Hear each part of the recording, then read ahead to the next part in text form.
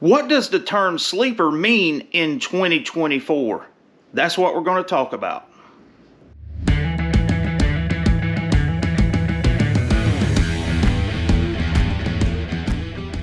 Before I get started into the video, I just want to wish everyone out there, subscribers, viewers, all the above, a happy new year. Hope it was good for you, as this is my first video in 2024. So, as you know, I'm doing a project with my buddy Joe Davis in a 67 Chevelle doing Project Sleeper. Well, a lot of people made comments about that's not really a sleeper. So I thought we would dive into that subject today and talk about how sleepers have evolved since the beginning and what does it really mean in 2024. The term sleeper goes back to the early muscle car days, when you could walk into a dealership and check the right boxes, get a big engine in a mundane looking car, something that wouldn't stick out in a crowd, and then you could go clean house on Saturday night. So, you know, I know that it's existed since probably the early to mid 60s, maybe even in the late 50s.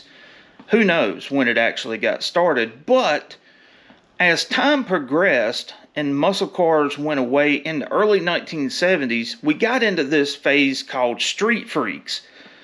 Yeah, it was pretty bizarre. Take a look at these pictures. You'll see what I'm talking about. But out of that, into the late 70s and early 80s, the word ProStreet came onto the scene. ProStreet era was people trying to look like they had a pro stock car, when in fact, the motor probably wouldn't run a 14 or 15 second quarter mile time.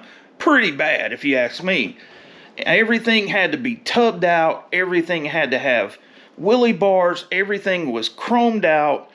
And I believe that this is where the tunnel ram actually got a bad rap during this era. I can't prove that, but that's what I believe. But as things progress, so does the need for speed and people wanting to be different. And growing up in this ProStreet era, I seen this progression, and man, I just got tired of going to the magazine stand, and every time I look on the magazines, everything was tubbed out, had these flashy paint jobs, and get to talking about the engine, and it had a stock 350 in it with a tunnel ram, and yeah, it makes no sense to me. Whatever. But out of that was born what I would consider the modern sleeper era, where people started building cars that really wasn't that popular, and the goal was to make it look plain Jane. No flashy paint jobs. In fact, if it was in primer, it made it better. And trying to hide normal speed equipment. And you go to the burger joint or wherever you meet up on a Saturday night, people didn't give that car a second look until you outran them. So like I was saying, it's 2024. And one of the things that you're looking at here is David's Mustang, the EcoBoost. And we want this to be a sleeper type car, which means, well, first of all, it doesn't have the 5.0 badges because it's not a Coyote. It has the little EcoBoost. Now this thing has already impressed me. But part of the lure of having a sleeper is not being loud, not being obnoxious, something that's not going to give away your secret until you're out in front of the next guy. Same way with my Crown Vic.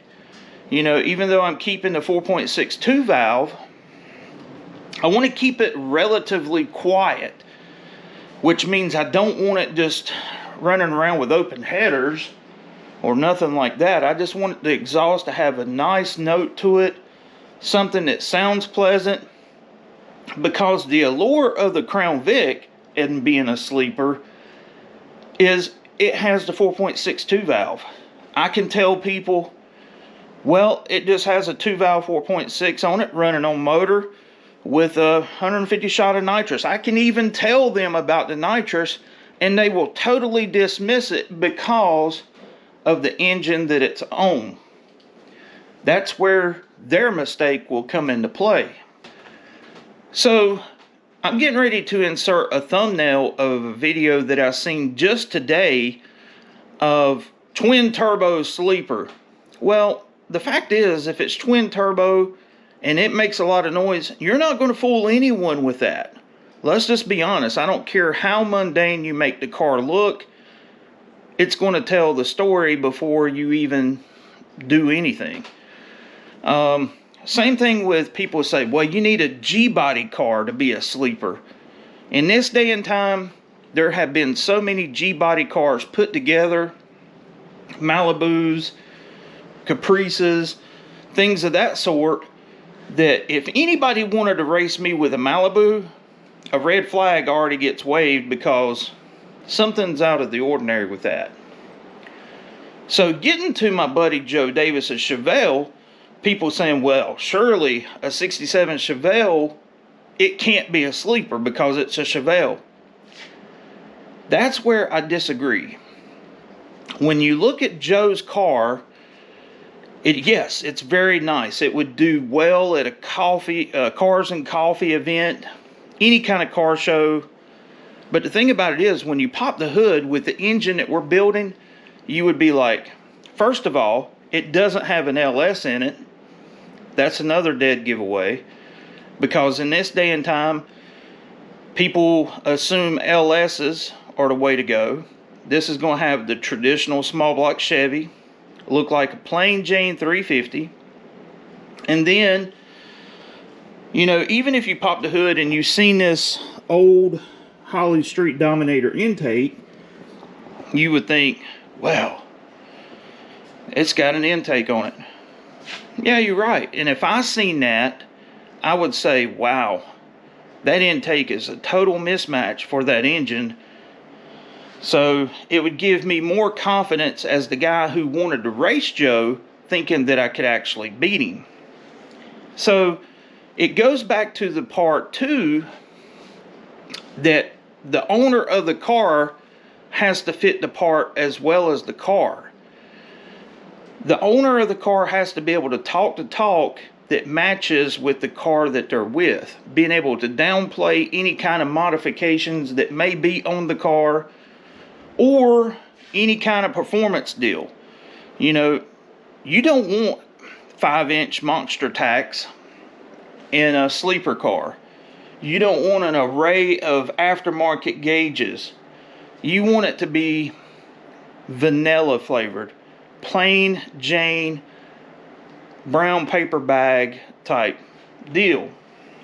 So it's 2024 and Casper is definitely not a sleeper. But what I do want to talk to you about this year is Unity Motorsports Garage has teamed up with Tony's Hot Rod Garage, who owns and operates Gunslinger Graphics, and you can now go to shop.unitymotorsportsgarage.com to pick up Unity merch. As of now, we have the Tunnel Ram Mafia shirt on there that goes up to a 5XL, or you can get the Unity hat. And believe it or not, we're going to have a Casper t-shirt coming pretty soon. Looking forward to it. So let's get back to talking about sleepers, because I know that's really why you're here. Getting back to the subject of David's car, this is what we have going on. You can see all of the turbo housings there that DV is working on for developing some stuff with this engine platform. I've got to give a huge shout out to Greg's Airplanes and Automobiles channel. Need to check him out up here in one of these corners. But that's one thing. And then let's see here. Another turbo housing that DV's ported, the nitrous bottle, and last but not least, this is the cylinder head that he's doing the polyquad or semi-polyquad. I don't know what variation we're going to end up with right out of the gate, but you get the idea. We want to go fast with the turbo Mustang and be very unsuspecting doing it. where am I going with all this? I'm getting ready to tell you a story about Vizard and one of his buddies about 25 years ago. I guess it would be. It's a Camaro. Won him $3,000 one night out street racing. Now, the key to this car was it was so quiet that you would almost think it was an electric car. So everyone pretty much dismissed this car and didn't give it a second glance. The only giveaway that this car may have been something special was the fact that it had bigger tires on the back. But by the car being super quiet, most people just overlooked that fact and assumed that he was trying to be a poser. And that worked into his advantage. This particular car would run pretty much like 11 flat in a quarter mile with no problem at all. So it's not about how big of a stick you swing. It's about walking softly and carrying that big stick when you need to beat down the competition. So I hope you enjoyed this video. Leave it in the comments what you think is a perfect sleeper in 2024. Because I'm sure I left out a lot of things that you guys and gals can possibly think about. So leave it in the comments. Until next time, this is Andy from Unity Motorsports Garage. I will catch you later.